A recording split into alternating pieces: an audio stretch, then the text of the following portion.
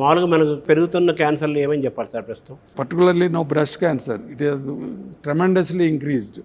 Cervical cancer చాలా ఎక్కువ ఉండేది, ఇప్పుడు సర్వైకల్ క్యాన్సర్ కొంచెం తగ్గింది, బట్ బ్రెస్ట్ క్యాన్సర్ మాత్రం బాగా ఎక్కువైంది.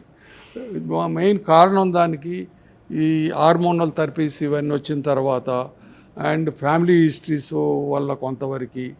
సో మనం తినేప్పుడు ఆహారం ఎంత కల్తీ ఆహారం వల్ల, వీటి వల్ల హార్మోన్స్ వాడుతున్నారు ప్రతి దాంట్లో. మనం తినే ప్రతి దాంట్లో పాల దగ్గర నుంచి కూరగాయల నుంచి ప్రతి దాంట్లో హార్మోన్స్ వాడుతున్నారు. దానివల్ల ఈ క్యాన్సర్ అనేది చాలా ఎక్కువ అవుతుంది. Not only breast cancer, most of the cancer because of this adulteration of the food and milk. So దాన్ని గవర్నమెంట్ ప్రివెంట్ చేయాలి. చేస్తే ఈ క్యాన్సర్ చాలా వరకు తగ్గుతాయి. నో ఇది ఇదివరకు బ్రెస్ట్ క్యాన్సర్ అంటే 50 ఏళ్ళు 60 సంవత్సరాల తర్వాత చూసేవాళ్ళు. ఇప్పుడు now we are seeing even from 25 years onwards breast cancers.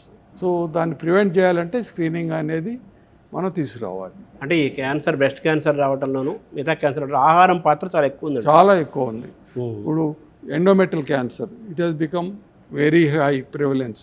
And oral cancer because of eating that gutka and the pan, so many other things, పొగాకు, చూయింగ్, వీటన్నిటి వల్ల ఓరల్ క్యాన్సర్ కూడా విపరీతంగా ఎక్కువైంది. దాంతో ఈసోఫేజియల్ క్యాన్సర్స్, లంగ్ క్యాన్సర్స్ ఆ స్మోకింగ్ వల్ల. మన అందరికీ తెలిసింది స్మోకింగ్ వల్ల లంగ్ క్యాన్సర్. స్మోకింగ్ అలవాటు ఉన్న వాళ్ళలో 80% people will suffer cancer in their life time. So smoking is very bad and tobacco is the very bad product to use, but no government will ban the tobacco.